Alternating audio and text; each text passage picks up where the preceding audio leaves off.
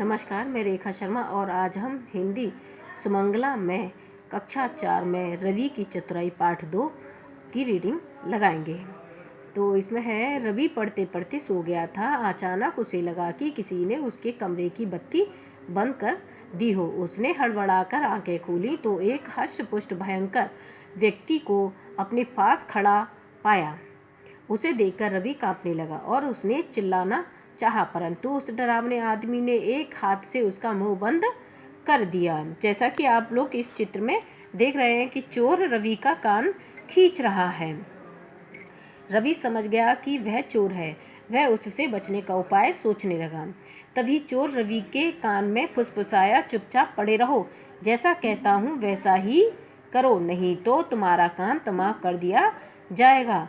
बताओ, घर में रुपए पैसे कहाँ छुपा कर रखे जाते हैं? इतना कहकर चोर ने रवि के मुंह से हाथ हटा लिया। रवि कुछ देर चुप रहा।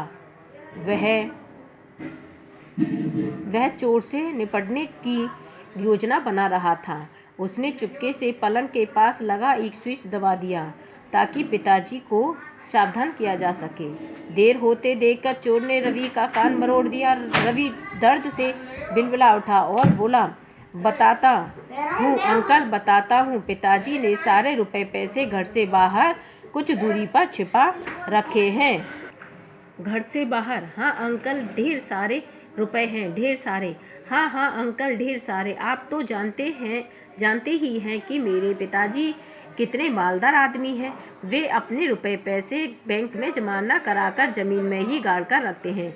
रवि ने चोर को उलझाया, लेकिन तुम्हें कैसे पता कि रुपए पैसे जमीन में है?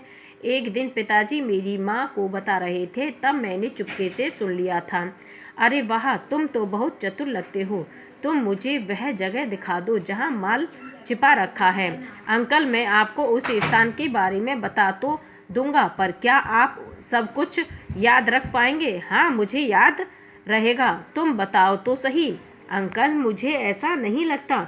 आप सच बताइए कि आप चौथी कक्षा में कितनी बार फेल हुए थे? बकवास बंद कर, चुपचाप सब कुछ बता। चोर चिल्लाया। नाराज मत होइए अंकल, सुनिए और याद रखने की कोशिश कीजिए। वक्त बर्बाद मत कर, बता कहाँ दबाए गए हैं रुपए? सुनिए, पूरा ध्यान लगाकर सुनिए। कहीं ऐसा न हो कि आप सारी रात भटकते रह जाएं। आप सबसे पहले हमारे घर से बाहर जाइए। यह भी कहने की बात है। ठीक ठीक बता। रवि बोला, तो जल्दी सुनिए। गेट के सामने वाली काली कोठी के बराबर में जो गली है उसमें 50 कदम सीधा चलकर 40 कदम दाएं मुड़ जाइए। आप एक बाग के पास पहुंच जाएंगे। वहां नीम के करीब 50 पेड़ हैं। 5वें पेड़ से जो 28वां पेड़ है उसके दाएं ओर 50 कदम चलकर बाईं ओर मुड़ने के बाद 40 कदम चलिएगा। जिस स्थान पर आप उस समय खड़े होंगे उसके ठीक सामने नीम का जो पेड़ होगा उसी के तने के बराबर में रुपए पैसे दबे हैं। चोर ने यह याद रखने की बहुत कोशिश की पर सफल नहीं हो सका। वह परेशान होकर रवि से बोला, इतनी सारी बातें भला कोई एक साथ कैसे याद रख सकता है? अंकल, तभी तो मैंने आपसे पूछा था कि आप चौथी कक्षा में कितनी बार फेल हुए थे। मैं हमेशा प्रथम आता हूँ, तभी तो मुझे सब कुछ याद है। आप पता लिख ही लीजिए तो बढ़िया रहेगा। चोर ने रवि से कागज पेन लिया और खजाने का पता लिखना शुरू किया।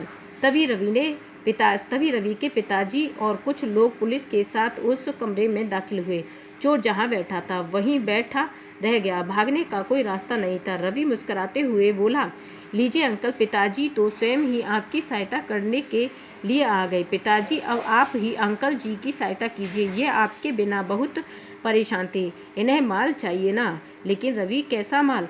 यह कौन है जिसे तुम अंकल कह रहे हो? रवि के पिताजी ने पूछा। रवि हंसते हुए बोला, आप कुछ भी नहीं जानते। आपने मेरे अंकल को नहीं पहचाना।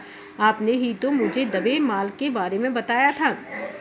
आसपास खड़े सभी लोग समझ गए कि रवि ने सारा किस्सा स्वयं गढ़ा है। यह सब चोर को पकड़वाने का उपाय था और कुछ नहीं। पुलिस ने चोर को पकड़ लिया और सभी लोगों ने रवि की चतुराई की खूब प्रशंसा की। उम्मीद है आपको मेरी ये वीडियो पसंद आई होगी। नेक्स्ट वीडियो में फिर मुलाकात होगी। तब तक के लिए नमस्कार।